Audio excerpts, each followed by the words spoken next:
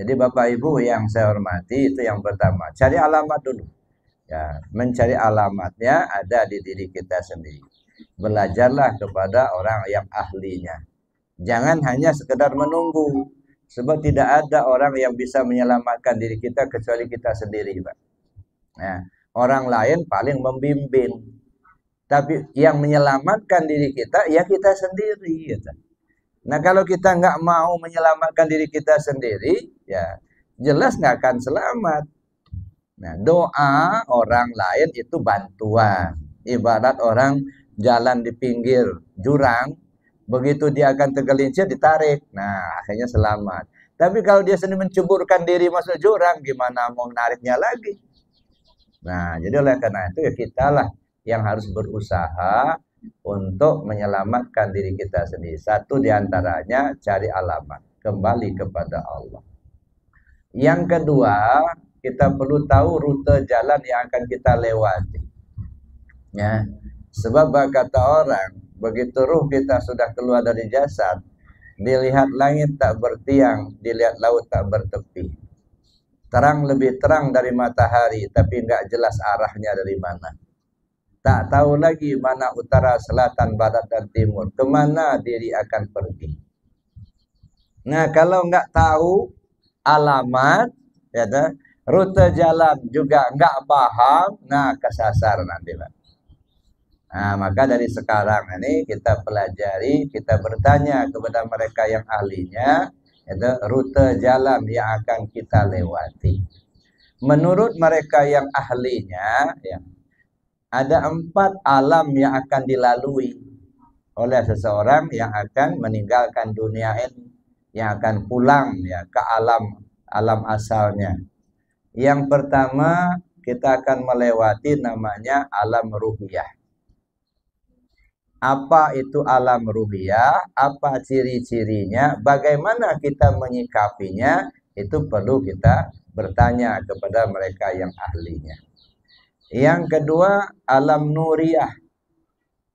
Apa itu alam? Alam siriyah dulu, alam siriyah. Apa itu alam siriyah?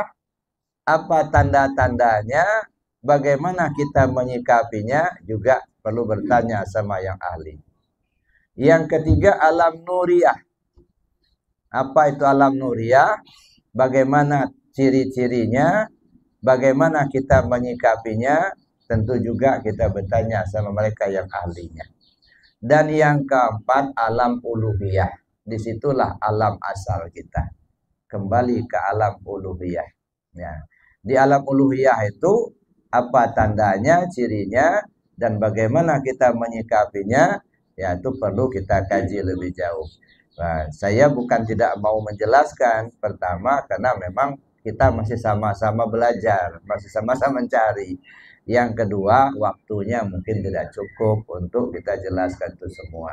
Tapi yang jelas gambaran saya itu. Yang pertama yang akan kita lewati alam ruhiyah, alam siriyah, alam nuriyah, dan alam uluhiyah. Banyak yang baru melangkah saja udah tergelincir. Ya. Nggak nyampai ke alam yang dituju. Semua orang mesti kembali ke alam uluhiyah. Nah, tapi jangankan sampai ke alam uluhiyah, ya, alam nuriyah, alam ruhiyah saja belum selesai dia udah tergelincir. Nah, Masya Allah. Maka perlu kita menyelamatkan diri kita dengan kita mengkajinya, memahaminya itu. Yang ketiga, kita perlu persiapkan kendaraan yang akan kita tumpang. Mana kendaraan? Ibarat perjalanan, itu perjalanan yang jauh. Ya, jangan sampai kita ya nggak punya kendaraan, Pak. Mana kendaraan? Kalau dalam bahasa ibadah zikir, ya, sholat, puasa, sedekah, zakat, haji, itu ibarat kendaraan. Kendaraan menuju Allah. Nah, atau baca Al-Quran, itu semuanya kendaraan semua. Nah, makanya orang tua-tua kita bilang kurban itu kendaraan kita ke surga, ya. Tapi jangan dibayangkan di surga itu naik kambing, Pak. Ya, kapan nyampainya? Artinya kendaraan itu sebagai media untuk kita sampai kepada Allah. Nah, makanya kendaraan itu ya banyak. Di antara sekian banyak kendaraan atau disebut zikir, afdalu zikir fa'alam annahu la ilaha illallah. Nah, ini kendaraannya. Maka disebut burak gitu ya. Karena itu cepat, yang paling cepat. Ya. Nah, carilah kendaraan ini. Kendaraan sudah tahu kita la ilaha illallah.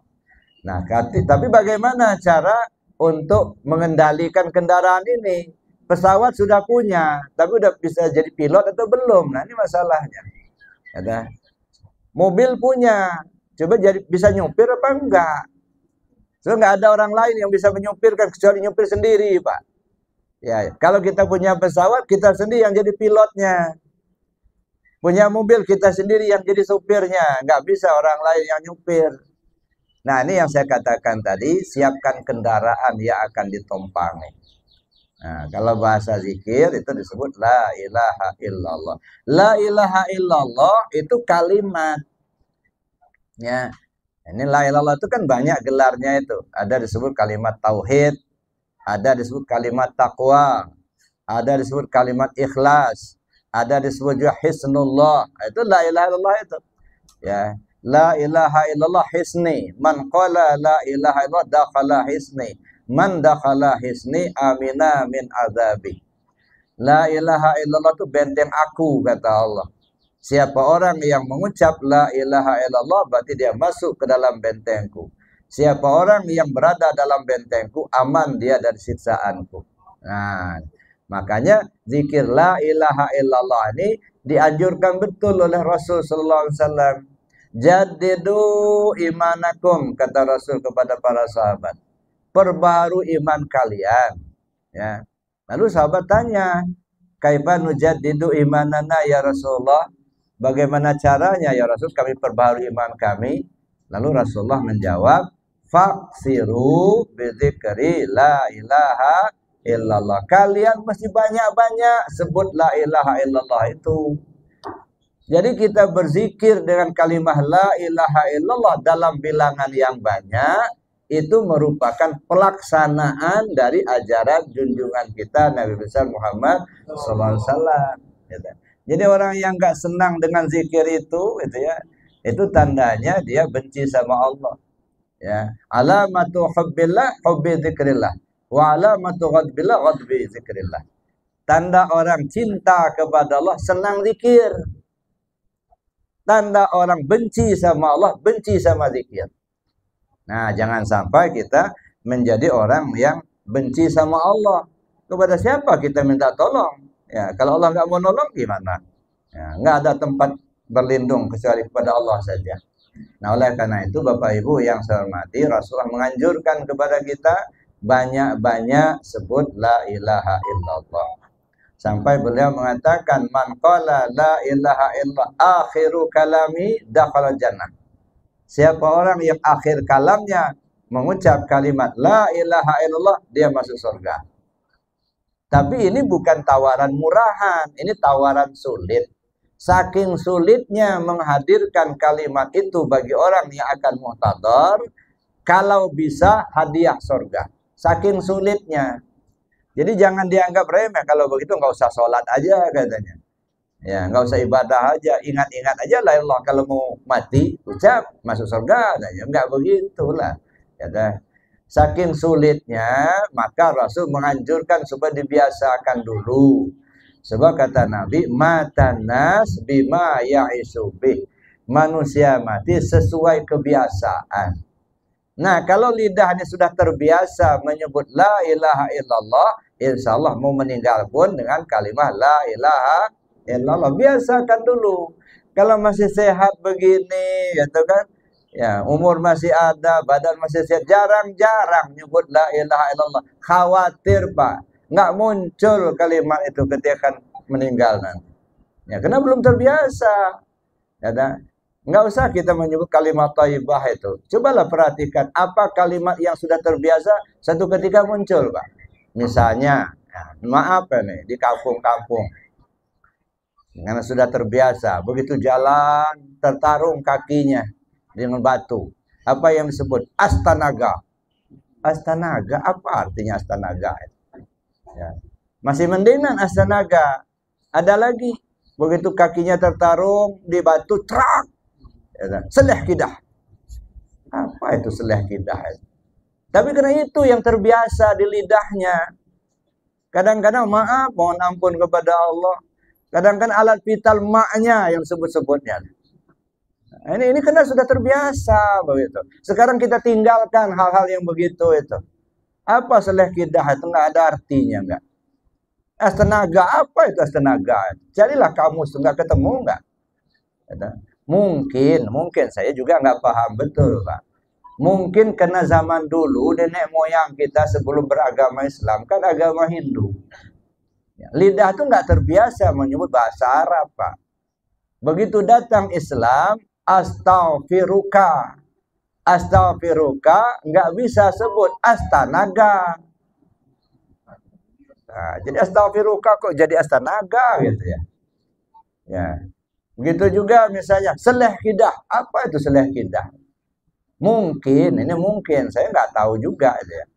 Dulu ya karena susah menyebut bahasa Arab, maka disebutlah seleh kidah. Sebenarnya subhanallah.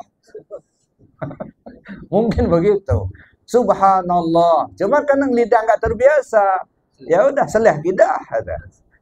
Nah, kita kembalikan sajalah. Subhanallah, astagfirullah, Allahu akbar gitu ya. Ya kita tinggalkan kata-kata yang nggak ada manfaatnya itu. Seleh kidah, astanaga gitu ya.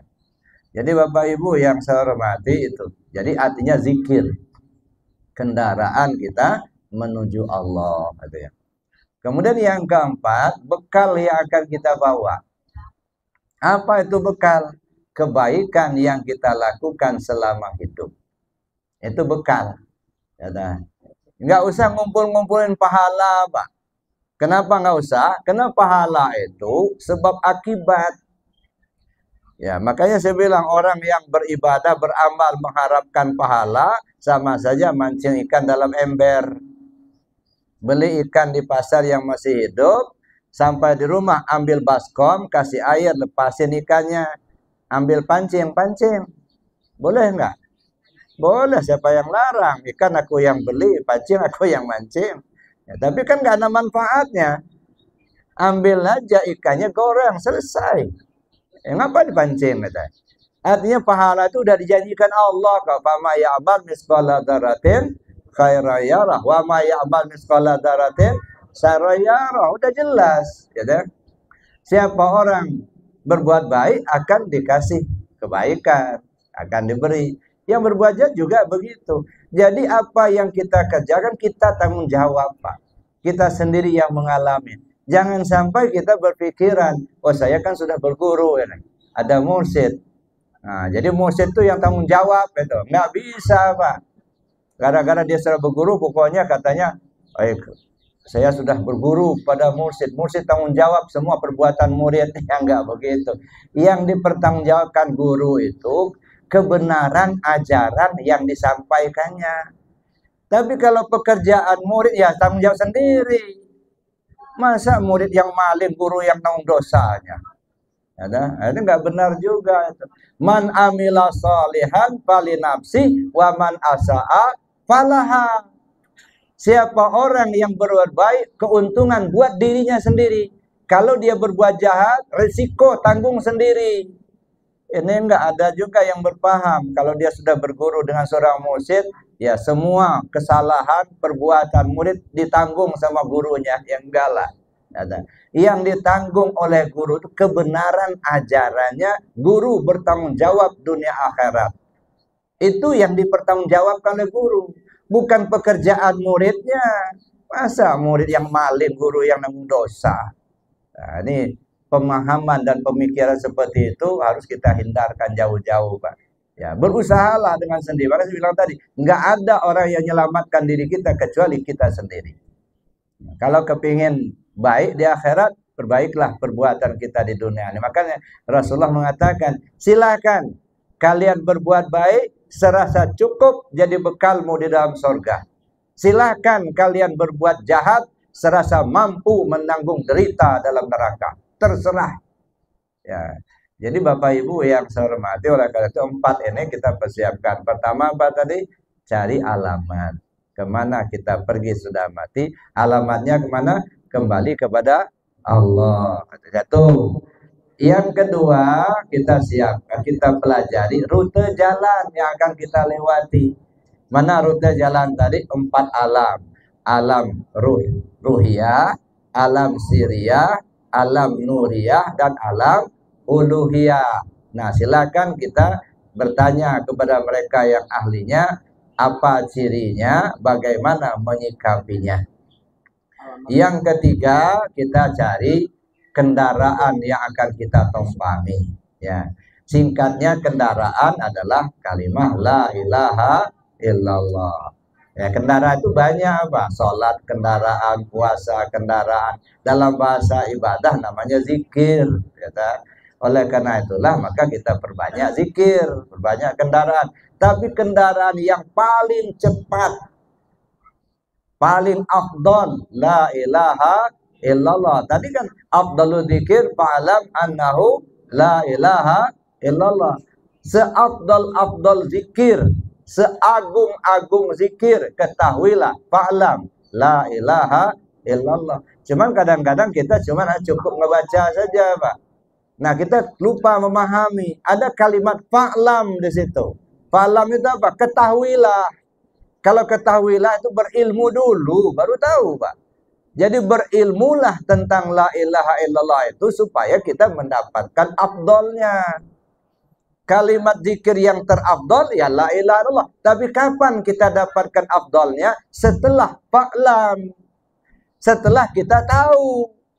Nah, berilmulah kita tentang la ilaha illallah itu. Dengan ilmu apa? Karena dalam Islam kita mengenal 4 bidang ilmu, maka kita perlu berilmu tentang la ilaha illallah dalam ilmu syariat. 1. Berilmulah tentang la ilaha dalam ilmu tarekat. 2. Berilmulah tentang la ilaha dalam ilmu hakikat. 3. Berilmulah tentang la ilaha dalam ilmu ma'rifat. Nah, jadi kalau itu sudah kita kuasai, kita tahu, baru kita mendapatkan afdolnya. Terakhir saya ingin cerita Bapak Ibu. Ya, di kampung dulu ya, ada orang sampai nyembelih sapi Pak riungan. Diundanglah ya masyarakat, kumpullah di rumah orang yang hajatan itu. Disuruhlah seorang kiai itu doa ya. Saya berdoa, doanya nggak panjang-panjang nggak, ya sudah bacakan tahmid, sholawat, apa doanya? Rabbana atina fid dunya hasanah wa fil akhirati hasanah wa qina adzabannar walhamdulillahirabbil alamin. Selesai. Ngamuk yang punya rumah. Pak, kita doa ini nyembelih sapi, Pak. Masa doanya pendek banget? Kata orang ini tadi, yang itu apa panjang-panjang? Lebih baik pendek asal makbul daripada panjang nggak makbul. Kata yang punya rumah, yang panjang ada belum tentu makbul, Pak. Ya paling pendek katanya. Ujungnya, Pak, kalau mau tahu, jangankan Rabbana atina fid dunya hasanah wa fil akhirati hasanah wa qina azabannar. Kalimat la ilaha illallah saja yang singkat itu lebih berat daripada seluruh makanan yang ada ini. Kalau Bapak nggak percaya, ayo kita timbang. Dikumpulkan semua piring-piring yang ada di hidangan itu. Diambilnya kayu panjang, begitu ditali. Di ujung tali sebelah itu semua piring-piring diangkat. Nah, yang di sebelahnya tertulis kalimat la ilaha illallah Muhammad Rasulullah. Diangkat. Lebih berat la ilaha illallah daripada semua piring yang terkumpul itu, Pak. Itu baru kalimatnya. La ilaha illallah. Kenapa? Bukan tulisannya, dianya ngerti gitu. Nah, timbang lagi satu lagi. Rabbana atina fid dunya hasanah wa fil akhirati hasanah wa qina azabannar. Ditulisnya. Taruh di piring timbangan yang sebelahnya. Ini yang sebelahnya tulisan, yang sebelah lagi itu semua piring. Angkat. Berat lagi doa yang pendek itu. Nah, jadi Bapak Ibu yang saya hormati, benarlah kalau ditimbang bumi dan langit serta isinya, jauh lebih berat la ilaha illallah. Nah, cuman saja kita harus tahu dulu ilmunya itu. Maka kita perlu belajar terus. Mudah-mudahan Allah beri petunjuk pada kita. Amin. Allahumma amin. Saya kira demikian saja Bapak Ibu yang dapat saya sampaikan. Terima kasih atas perhatiannya. Mohon maaf atas kekurangannya. Billahi taufiq wal hidayah. Assalamualaikum warahmatullahi wabarakatuh. Assalamualaikum warahmatullahi wabarakatuh. Buat para ikhwan dimana saja, jangan lupa komen, like, share, dan subscribe channel YouTube Pontren Arafah Official. Terima kasih.